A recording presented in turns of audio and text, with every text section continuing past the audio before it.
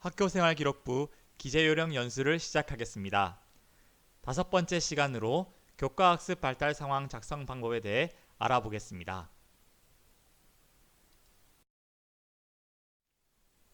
교과학습 발달 상황 평가 및 관리에 관한 내용입니다. 학업성적관리위원회의 구성, 운영, 심의에 관해 알아보겠습니다. 학업성적관리위원회의 위원장은 학교장, 부위원장은 교감으로 합니다. 위원의 수는 학교 규모에 따라 정해지며 교직원 중에 업무를 고려하여 학교장이 임명합니다.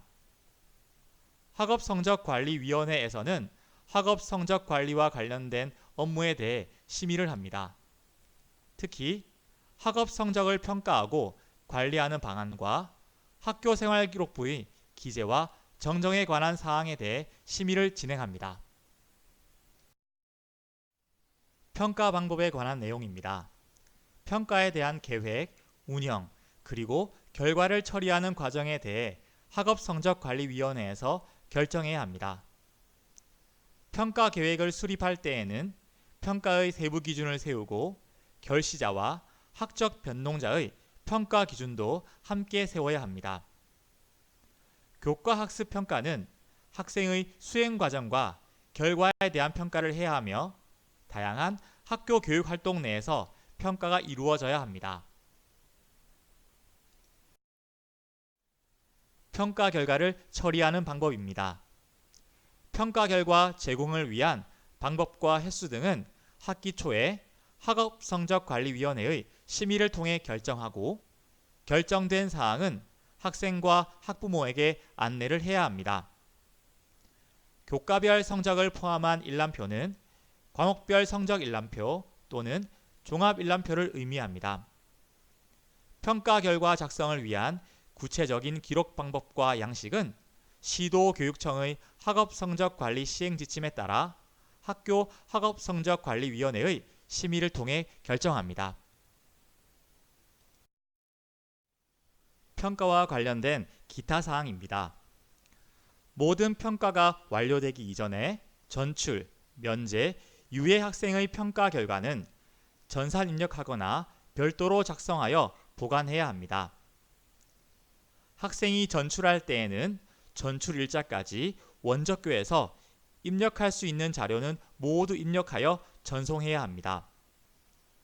당해년도 자료는 전출교에서 입력하는 것이 원칙입니다. 하지만 전출 당일 모든 자료의 전송이 어려운 경우가 있습니다. 이때에는 전입교와 협의해서 기본 학적 자료만 전출 당일 전송하고 나머지 자료는 추후에 전송할 수도 있습니다. 세부 능력 및 특기사항 입력에 관한 내용입니다. 세부 능력 및 특기사항은 구체적이고 세부적인 능력과 태도를 입력합니다.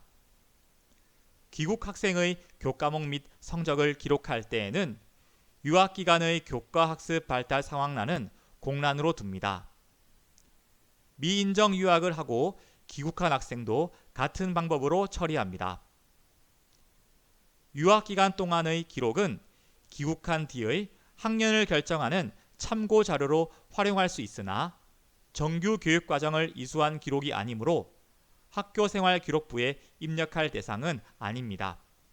다만 한국 학교에서 취득한 성적은 학업 성적으로 반영하고 유사 교과를 인정할 것인가 하는 것은 학업성적관리위원회의 결정에 따릅니다. 한국 학교 현황은 학교생활기록부 기재요령 책자 참고자료 1번을 확인하면 됩니다. 영재교육 이수내용 입력 방식에 관한 내용입니다. 영재교육과 관련된 내용은 관련 교과의 세부 능력 및 특기사항란에 입력하면 됩니다. 영재학급 및 영재교육원 이수시간을 입력할 경우에는 구체적인 학교 명칭은 입력하지 않습니다. 영재교육원에서 어떤 과정을 몇 시간 이수했는지만 입력하면 됩니다. 발명교육센터에서 운영하는 교육과정을 수료한 학생의 경우에도 영재교육과 마찬가지로 관련 교과의 세부 능력 및 특기 사항란에 해당 내용을 입력하면 됩니다. 교과 학습 발달 상황 입력 시 유의사항에 대해 알아보겠습니다. 교과 학습 발달 상황의 세부 능력 및 특기 사항란에 입력 불가 항목이 있습니다. 토익이나 토플과 같은 공인의학 시험 성적, 각종 교내외 인증사항, 교내외 대회 관련 사항, 그리고 논문과 발명 특허와 관련된 내용은 입력을 해서는 안 됩니다. 이 항목은 세부 능력 및 특기 사항을 포함하여 학교생활기록부 어떠한 항목에도 입력해서는 안 됩니다. 교과학습 발달 상황과 관련된 질문 몇 가지를 살펴보겠습니다. 첫 번째 질문입니다. 팝스 1등급을 체육교과 교과학습 발달 상황에 입력할 수 있나요? 네, 입력할 수 있습니다. 두 번째 질문입니다. 교과학습 발달 상황에 1학기와 2학기 학기말 종합의견이 각각 들어가야 하나요? 아닙니다. 1학기와 2학기 내용을 종합적으로 기재하면 됩니다.